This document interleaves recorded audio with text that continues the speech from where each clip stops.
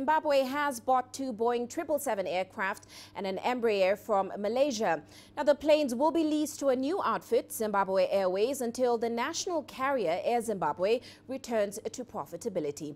Now, Harare had agreed with an unidentified Malaysian firm to buy four Boeing 777 planes for about $70 million, but so far has only paid for two. The government has also paid for a small Embraer plane and plans to add another 5 to the fleet. The new planes are owned by a state-owned special purpose vehicle called Zimbabwe Aviation Leasing Company. The government says the aircraft will be used by Zimbabwe Airways, whose ownership has not been immediately disclosed. Now, the Boeing planes have a lifespan of about 15 to 20 years. Well, let's get more on this. Farai Mwakutia now joins us in Harare. Farai, as always, welcome to the show.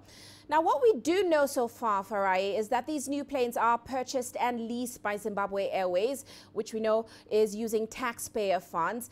However, the ownership of the new outfit still remains unclear. So what exactly are we missing about this deal? Well, Uche, the ownership of this airline has been shrouded in some mystery. The pictures of these new aircraft started appearing on social media sometime last year, and there was speculation rife that the former first family may have been involved in the venture.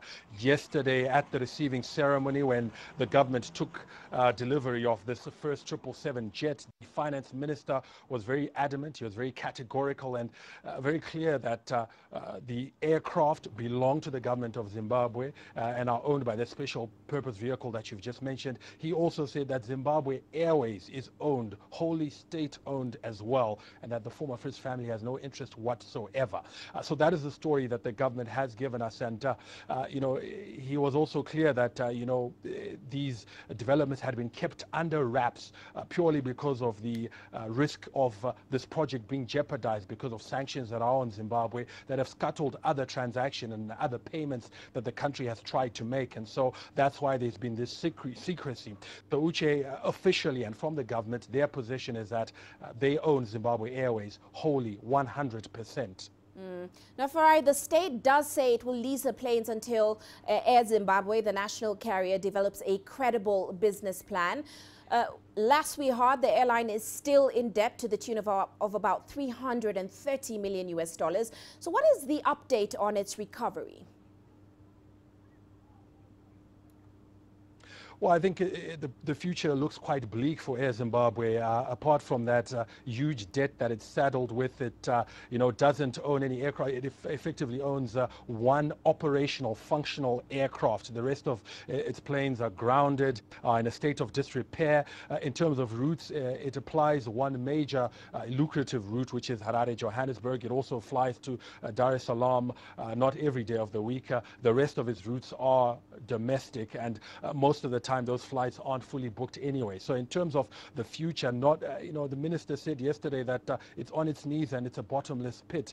And some people have speculated that perhaps government was trying to make a clean break, to start afresh and say, look, the government realizes the significance and the importance of having a national carrier and a national airline. It's a strategic asset. And so perhaps it didn't want to pour money into something that's already struggling. It would require that 300 million plus more. So perhaps start up this new venture with a clean break, no historical or legacy issues, and start from there. And then perhaps what we may see is Air Zimbabwe eventually winding up and dying a natural death. So at this stage, it's a very bleak future for Air Zimbabwe, and especially now with the arrival of this new airline, which looks set to take up those very lucrative long-haul routes. Uche. Now, this, of course, is all part of President Mnangagwa's plan to revive state institutions. We know he was just in China, where he was able to strike deals worth billions of dollars. So give us some more details on some of those deals that he was able to sign. Well, indeed, specifically in aviation, we know that China has funded the upgrading of Victoria Falls Airport that was commissioned in 2016. further to that, and in terms of development of the aviation sector, the main airport terminal here in Harare, the Robert Mugabe International Airport, is also due to be upgraded and expanded, and that will happen courtesy of a $1 billion credit line that's been extended to Zimbabwe. That $1 billion credit line will also fund the upgrading of infrastructure of the main state-owned mobile telephone company. It's called Net1. It will also pay for the construction of a pharmaceutical factory that was agreed a few years back but had been held up.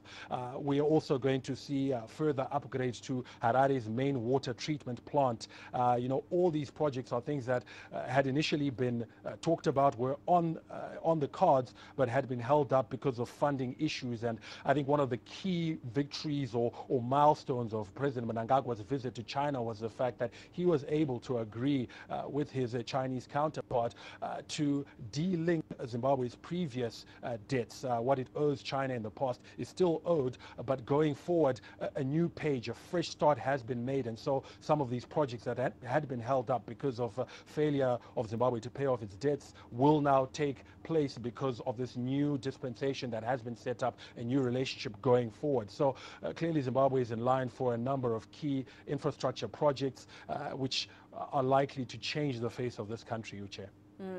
As always, many thanks for that update, Farai. Farai Makutuya joining us there in Harare.